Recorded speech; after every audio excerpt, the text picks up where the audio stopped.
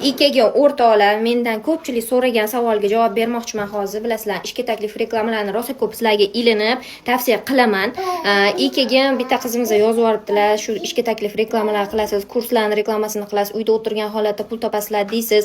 Lekin haqiqatdan ham kursga to'lov qilganimizdan keyin daromadga chiqa olamizmi? Shunaqa aniq daromad qilsa bo'ladigan kursni reklama qiling, ishonchli kursni reklama qiling. Mubina iltimos, hamma masalan uyda o'tirgan holatda ham qaynotani xizmatini qilib, bolaga qarab, uyda o'tirgan holatda ham ishlasa bo'ladigan, masalan, ayol qizlar ham ishlasa bo'ladigan kurslarni reklama qiling. Bormi shunaqa kurs deysizlar. Xullas o'rtoqlar, logistika kursini o'tgan safar ham sizlarga aytgan edim. Sizlar logistika kursini o'qiganinglardan keyin 100% demayman, 1000% daromadga chiqa olasizlar. Chunki bu logistika 100% ishonchli, qonuniy bo'lgan ish kasblardan bittasi. 3 kunda bemalol daromadga chiqsanglar bo'ladi. O'zingizlarni o'rganishinglarga qarab, qancha yaxshi o'rgansanglar, darslarni yaxshi o'zlashtirsanglar,